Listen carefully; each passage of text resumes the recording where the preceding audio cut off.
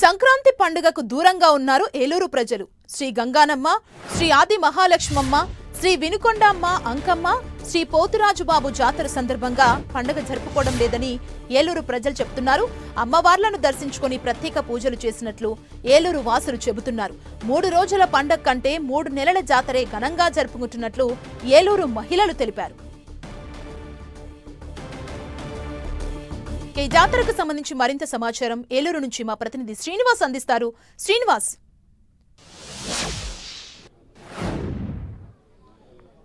సంక్రాంతి పండుగ అంటే గోదావరి జిల్లాలో పెద్ద ఎత్తున జరుగుతుంది. ఒక్క ఏలూరు నగరంలో మాత్రం ఈ సంక్రాంతి పండుగ అంతా కూడా ఏలూరు ప్రజలైతే కూడా దూరంగా ఉన్నారని చెప్పుకోవచ్చు. ముఖ్యంగా ఇక్కడ జరుగుతున్నటువంటి గంగానమ్మ జాతరకు సంబంధించి కూడా గత 2 నెలల నుంచి ఇప్పటికే జరుగుతుంది. ఇంకో నెల రోజుల పాటు అంటే ఫిబ్రవరి 1వ తేదీ వరకు కూడా ఈ జాతర మహోత్సవం పెద్ద ఎత్తున జరగనుంది. ఈ నేపథ్యంలోనే జాతర జరిగే కార్యక్రమాలు అంటే 7 సంవత్సరాలకు ఒకసారి వచ్చేటువంటి ఈ జాతర సందర్భంగా ఇప్పుడు జరిగేటువంటి శుభకార్యాలు పండుగలన్నింటిలో కూడా ఏలూరు ప్రజలంతా కూడా దూరంగా ఉన్న పరిస్థితులు అయితే కూడా ఉన్నాయి. అమ్మవార్లు ఇప్పటికే వివిధ రకాల ఘట్టాలు అయితే కూడా పూర్తి చేసుకోవడం జరిగింది. దీనికి సంబంధించి కూడా ఈ పండగ సందర్భంగా పూర్తి స్థాయిలో ఏలూరు ప్రజలంతా కూడా దూరంగా ఉన్నారు అమ్మవారిని. అయితే పండగకు దూరంగా ఉన్నటువంటి నగరవాసులంతా కూడా మొత్తం అంతా కూడా ఈరోజు జాతర సందర్భంగా కనుమ పండుగ సందర్భంగా కూడా అమ్మవారిని దర్శించుకుని గంగానమ్మ పోతురాజు వారిని దర్శించుకున్నారు. ప్రస్తుతం మనతో ఏలూరు ఎమ్మెల్యే బడేటి రాధాకృష్ణ చంటి ఉన్నారు.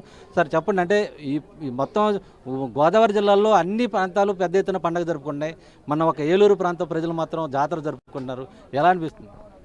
సంక్రాంతి అనేది ప్రతి సంవత్సరం వస్తుంది. జాతర అనేది 7 సంవత్సరాలకు ఒకసారి 150 ఏళ్ళ చరిత్ర గల ఈ పనోటిది జాతరకి మరి ప్రతి 7 సంవత్సరాలకు ఒకసారి చేస్తే మరి ఏలూరు ప్రజలందరూ కూడా సుభిక్షంగా ఉంటారనే ఉద్దేశంతోనే ఈ జాతర మహోత్సవాలు జరుగుతాయి. అప్పుడు జాతర జరిగేటప్పుడు ఈ సంక్రాంతి కానీ ఇంకా వేరే ఏమైనా ఉన్న పండుగలు అనేది వాళ్ళు చేసుకోరు, పెళ్ళిళ్ళు కూడా చేసుకోరు. అదొక ఆనవాయితీగా వస్తుంది. ఎందుకంటే అమ్మవారు ఉండగా మనం అమ్మవారిని తీసుకొచ్చాం కాబట్టి అమ్మవారిని పూజించుకోవాలి. అమ్మవారిని సాగనంపాక మనం చేసుకుంటే మళ్ళీ 7 సంవత్సరాల పాటు ఏలూరు ప్రజానికాకి ఏ ఇబ్బందులు ఉండవు అనేది ఇప్పుడు వరకు కూడా అదే విధంగా జరుగుతుంది. కాబట్టి అందరూ కూడా ఆ నమ్మకంతో అందరూ కూడా చేసుకుంటారు. అలాగే అమ్మవారు ఏదైతే 3 నెలల పాటు అన్ని కూడా వివిధ రూపాల్లో దర్శనమిస్తారో వాళ్ళందరూ కూడా ఏలూరులో ఉన్న ప్రతి గడప కూడా అమ్మవారిని దర్శించుకుంటారు. ఆ కుటుంబానికి అమ్మవారి యొక్క ఆశీస్సులు ఉండాలన్న ఉద్దేశంతో ప్రతి ఒక్కరు కూడా ఏదో రోజున ఈ 3 నెలల్లో ఒక్కొక్కరు అయితే రోజు కూడా దర్శించుకునే వాళ్ళు ఉన్నారు, ఒక్కొక్కరు వారానికి ఒకరు దర్శించుకునే వాళ్ళు ఉన్నారు, ఒక్కొక్కరు అమ్మవారిని మేడల్లో ప్రవేశపెట్టినప్పుడు అలా నల్లమారేమ్మని తీసుకొచ్చినప్పుడు అలాగ వివిధ రూపాల్లో వచ్చినప్పుడు ఆ విధంగా దర్శించుకునే వాళ్ళు ఉన్నారు. ఏదేమైనప్పటికీ కూడా ఏలూరులో ఉన్న ప్రజానీకం అంతా కూడా ఈ అమ్మవారిని దర్శించుకుంటారు. డెఫినెట్గా ఏదైతే అమ్మవారి యొక్క కరుణా కటాక్షం ప్రతి కుటుంబం మీద ఉండాలి, ఏలూరు చల్లగా ఉండాలి, ఏలూరు అభివృద్ధి కోసం అమ్మవారి యొక్క దీవెనలు కూడా ఉండాలని మనస్ఫూర్తిగా మేము కోరుకుంటాం. ఇది మొత్తానికి అటు ఏలూరు సంబంధించి కూడా పెద్ద ఎత్తున అయితే కూడా మనం క్యూ లైన్లో చూడొచ్చు. ఇంటి దగ్గర పండగ జరుపుకునేటువంటి మహిళలు అందరూ కుటుంబ సభ్యులతో వచ్చి అమ్మవారిని గంగానమ్మ అమ్మవారిని కూడా ప్రత్యేకంగా దర్శించుకుని పూజలు చేస్తున్న సందర్భం అయితే కూడా ఉంది.